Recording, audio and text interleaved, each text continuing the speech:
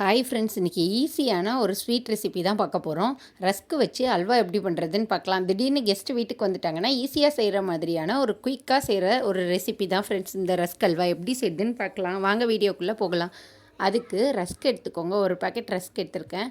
அதை நல்லா கட் பண்ணிவிட்டு உள்ளே போட்டுக்கோங்க. மிக்ஸி ஜாரில் நல்லா ரெண்டு ரெண்டாக உடச்சி உள்ளே போட்டுருங்க. போட்டு நல்லா பவுடராக திரிச்சிக்கோங்க. பார்க்குறதுக்கு ஃபஸ்ட்டு பவுடர் கம்மியாக இருக்கிற மாதிரி இருக்கும் ஃப்ரெண்ட்ஸ். ஆனால் செய்யும்போது நிறையவே வரும். இது பிரெட் அல்வா மாதிரி இல்லாமல் கொஞ்சம் டிஃப்ரெண்ட்டாக தான் டேஸ்ட்டுமே இருக்கும் ஃப்ரெண்ட்ஸ்.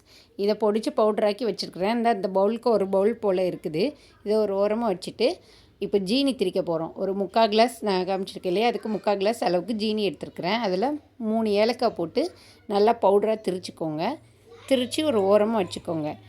வச்சுட்டு இது எதுக்குன்னா திப்பு திப்பாக ஏலக்காய் வாயில் டேஸ்ட்டில் பட்டுச்சுன்னா குழந்தைங்க சாப்பிட மாட்டாங்க இல்லையா, அதனால தான் அதை அப்படி திரிச்சு வச்சுக்கோங்க. அப்புறமா ஒரு பேனில் 2 ஸ்பூன் கீ விட்டு லைட்டாக அதை பொடி பண்ணியிருக்கோம் இல்லையா ரஸ்க்கு, அதை இதில் போட்டு லைட்டாக அப்படி ஃப்ரை பண்ணுங்கள் ஃப்ரெண்ட்ஸ். ஆனால் ஸ்பீடு அதிகமாக வைக்காதீங்க.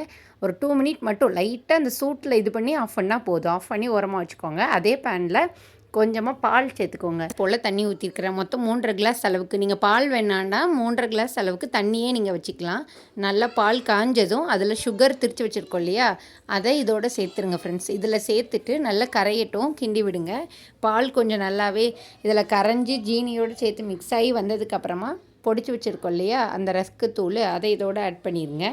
ஆட் பண்ணிவிட்டு நல்லா கட்டி இல்லாமல் கலந்து விடுங்க. சீக்கிரமாக இது கட்டியாக தான் ஃப்ரெண்ட்ஸ் ஆகுது. பிரெட் அல்வாவோட டோட்டலாக டிஃப்ரெண்ட். அது செய்யும்போது நீங்களே ஃபீல் பண்ணுவீங்க. இதை நல்லா மிக்ஸ் பண்ணி விடுங்க. இதில் 1 ஸ்பூன் கீ சேர்த்துருக்குறேன். பரட்டி விடுங்க. ஒரு ஸ்பூனாக கீ சேர்த்துக்கலாம் ஃப்ரெண்ட்ஸ். ஒரேடியாக மொத்தமாக சேர்த்துறாதீங்க. கிளறி விட்டு ஒரு ஸ்பூனாக நெய் சேர்த்திங்கன்னா நல்லா தளன்னு வரும். இப்போ நல்லா இப்படி மிக்ஸ் பண்ணி விட்டுட்டு இப்போ கொஞ்சம் கெட்டியாகிடுச்சு இல்லையா, இப்போ 1 ஸ்பூன் சேர்த்துக்கோங்க. இப்படி ஒரு ஸ்பூனாக சேர்த்து நல்லா கிண்டி விடுங்க. இது குயிக்காகவே செஞ்சிடலாம் ஃப்ரெண்ட்ஸ். செய்கிறதுக்கான டைம் ரொம்ப கம்மி தான். குழந்தைங்களுக்கும் ஸ்வீட்டு திடீர்னு செய்யணுன்னா இது ஈஸியாக நீங்கள் செஞ்சிடலாம். ஸ்நாக்ஸுக்கு கூட செஞ்சு கொடுக்கலாம். ஈவினிங் டைமுக்கு ஈஸியாக செஞ்சிடலாம். ஒரு பேனில் கொஞ்சமாக கீ விட்டு முந்திரி பருப்பை ஃப்ரை பண்ணி இப்போ இதில் கொட்டி மிக்ஸ் பண்ணிட்டீங்கன்னா சூப்பராக தளன்னு வந்துடும் ஃப்ரெண்ட்ஸ். எப்படி இறுகி கரெக்டாக பேனில் ஒட்டாமல் வந்திருக்கு பார்த்தீங்களா, சூப்பராக இருக்கும் ஃப்ரெண்ட்ஸ். கண்டிப்பாக ட்ரை பண்ணி பாருங்கள். இதில் வேறு ஏதாவது நீங்கள் பாதாம் அந்த மாதிரி சேர்க்குறதா இருந்தால் கூட சேர்த்துக்கலாம். இதில் ஏலக்காய் ஆப்ஷனல் தான் ஃப்ரெண்ட்ஸ். ரஸ்கிலே இருக்கும். உங்களுக்கு வேண்டான்னு தோணுச்சுன்னா நீங்கள் சேர்க்க வேண்டாம். ஆனால் போட்டால் ஃப்ளேவர் நல்லாயிருக்கும். சுகருமே ரஸ்கில் இருக்கும். அதனால தான் நம்ம கம்மியாக சுகர் ஆட் பண்ணியிருக்கோம். கண்டிப்பாக ட்ரை பண்ணி பார்த்துட்டு எப்படி இருந்து மறக்காமல் சொல்லுங்கள். சேனலை சப்ஸ்கிரைப் பண்ணுங்கள்.